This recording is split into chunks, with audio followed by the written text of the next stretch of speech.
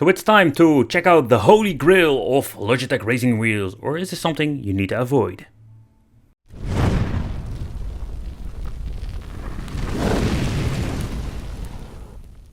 Hey guys, welcome back to the channel. It's awesome that you're tuning in. So in this video I want to take a close look at the G923.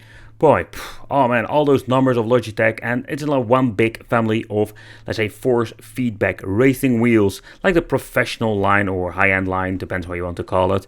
These things will be sold in the Xbox edition and also the PlayStation 4 edition, so take in consideration if you're thinking getting one, which platform you need to take. Both of them will be supported with PC, but I'm going to test out today. I just wanted to take a close look at this wheel. How is the quality? Did they change some things out? And also this true force feedback stuff, is it actually like worth like upgrading from an older model? Because maybe you're already owning a racing wheel and thinking to get in a new one, but is this true force really like the true next level, or is it just something like an extra fun gimmick? Dual clutch, like some minor tweaks I did with this model, but I'm wondering, how does it feel, how is the quality, and especially again, what is the difference with the older model? Because I have a couple of these racing wheels, and when I'm trying to play with them, I managed to find some differences between them, but most like this G923, it's crazy expensive. And if you're having no racing wheel, is it something you need to get, like say from day one, like just get the latest model, or you can just get yourself another model, or maybe something from the second-hand market? So first let's do an unboxing together. Just I want to show you how it's packed up. Oh, by the way, all of these racing wheels are packed up the same freaking way. It's quite interesting.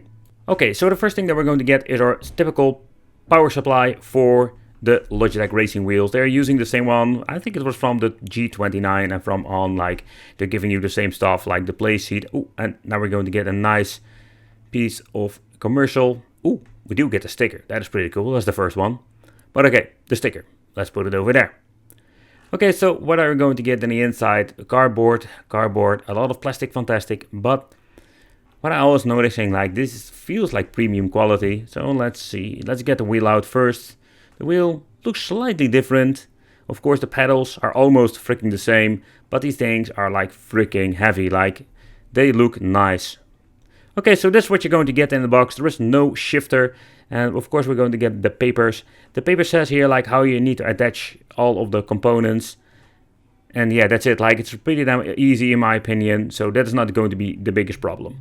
So the G Series is like something of the next level if you want to get into racing, but it still needs to be affordable, because with racing wheels and simulation stuff like that, you can go crazy, and there are so freaking expensive wheels. But this needs to be like an all-in-one solution, plug and play. So the wheel itself, the quality, I must say it's similar to all the other models, like this piece of aluminum over here. Then we're going to get this nice finish of real leather in combination with some metal. Like, the middle part is made of metal, but there is some plastic, fantastic here. Of course, this is the PlayStation edition, so we're going to get PlayStation features. The D-pad is the floating D-pad. We're going to get all the buttons that we're going to get on the controller, and of course the spinning wheel they can configure for extra things if you want to adjust some, let's say, items inside of the game itself. I find it also fascinating, like the button touch feels really nice. But okay, so all the function buttons that we're going to get. This time the shifters are more like this, yeah, metal, black finish. Still got the same click. So far you can hear. We need to do a comparison in the future. The feel itself, they're having new technology inside, but I can already say, like, when it is offline, I can feel some differences with the force feedback. It feels very nice. Okay, so the true force here at the side, but let's take a close look at the mounting bracket. It's freaking still the same. It's the plastic fantastic thing, but hey, it still works very well. And they say always, like, don't change a winning team. Is this right? Yeah, I think so. Let me know in the comments. But okay, the cable management, same story here. Like, they didn't even change something out. I find it a little bit of a bummer, but again, yeah, if something works, why change it? But the thing is, like, I found it fascinating. Like, the casing, a lot of stuff. From the outside, it's still the same. Connections, let's see, the left one is for the shifter, right one for the pedals, that's the one that we're going to use, and of course the input for the power supply. Okie dokie, so let's take a close look at the pedals. I can say, like, I did a weight behind the cameras, and this thing weighs around 2.5 kilograms, so it's quite heavy. But when you're looking at it, it's exactly the same like the previous models. There are some minor things like software part, But when you're looking at the build quality, I personally really love these pedals. Like basically what you're going to get are like very nice combination of plastic and metal. Of course, here we're going to get the new G logo from Logitech. Still going to get the grip over here. Yep, it's all the freaking same if you're looking at the previous models. And the same goes for the pedals. When you're looking at the springs beneath it, you can see like there is some major difference, especially with the braking and the gas. And so far I can see nothing have been changed out here. So the pedals have a slightly different angle. You can see it over here, like the pedals itself is looking differently, especially when it comes to the gas, if I'm saying it correctly. But overall, yep, it's mostly the same.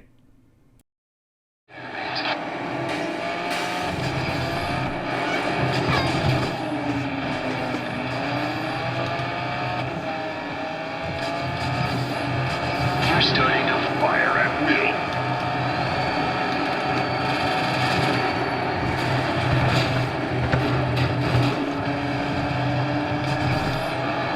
Say more like boomstick.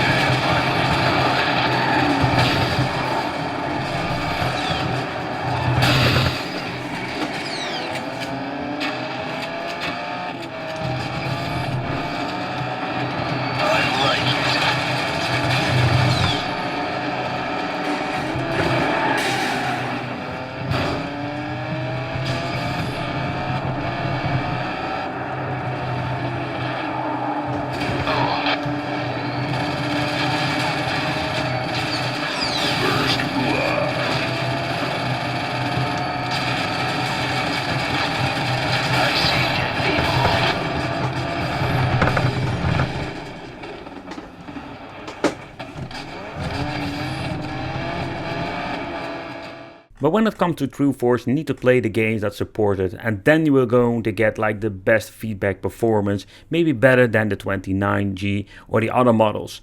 But the particular games I wanted to play, also this one I'm showing here, this still has a lot of fun, like the force feedback works like a charm, but when you compare them, let's say the feeling is almost identical to the older ones, and there we're going to get the major problems. It's all fun and game to have new technology, but if a lot of games in my library don't understand how to work with it and it doesn't support it in general, you don't have like the extra cool experience that I have with my other games that does support this. So take that one in consideration.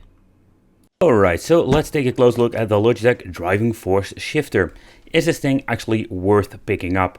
I find it a quite weird marketing that they like selling these things separately. I'm guessing people didn't like it in the beginning and they were more like, hey, do you know what? We're just going to sell it separately and give the option to the customer if they want to have a shifter or not. Okay, but then it's the question, is this thing even missing out? I'm just going to be honest, I have been using this thing on my previous Logitech G25 and G27 and I didn't really like it at the beginning. Another reason is of course we don't have the buttons on the shifter anymore. I will show you later on what I mean. And inside a quick instruction where you need to put the shifter. But okay, that is in my opinion just in Captain Obvious because we're only having one freaking port left. But the shifter itself, I am curious. How is the quality built? But not even to forget, how is the, let's say, the playability with this? Because I didn't like the first edition, especially the G25 edition, because it felt quite flimsy. And that was the main reason I didn't really like it. Okay, remove the sticker first.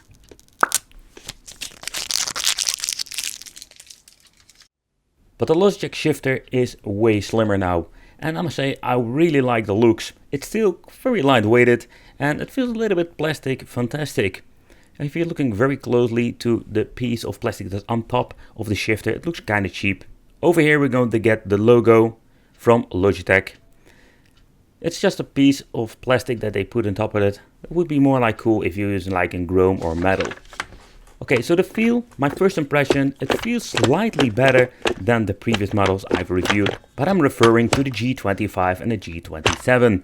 Another option they removed from the, I think it was from the G27, that we don't have the shifter, they're only going to shift up and down.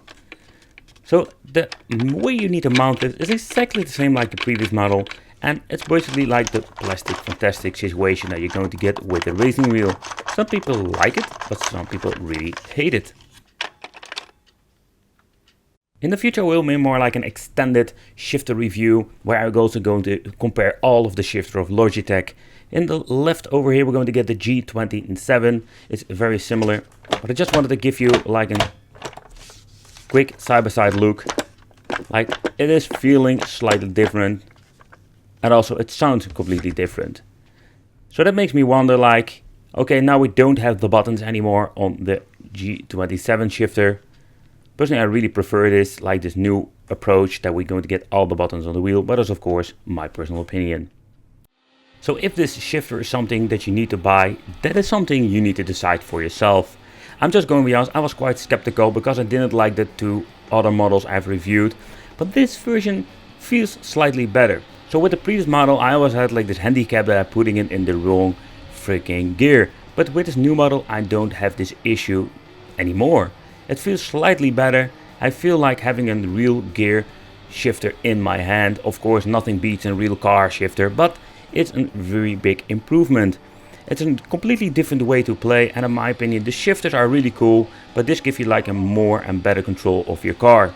Don't mind me, like I was just driving through the grass, but in the end, like I really like it, and it gives me like an even more fun factor when playing with the racing wheel.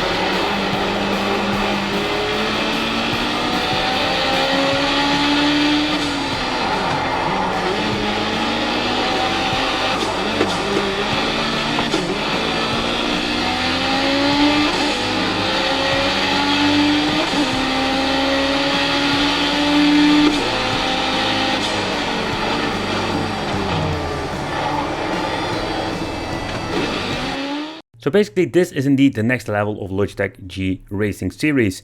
But if you don't have a game that is compatible with the special force feedback, that makes this thing the same in my opinion like all the other ones. Yeah, that has like some minor tweaks and some things that they changed out or bring back like the RPM meter.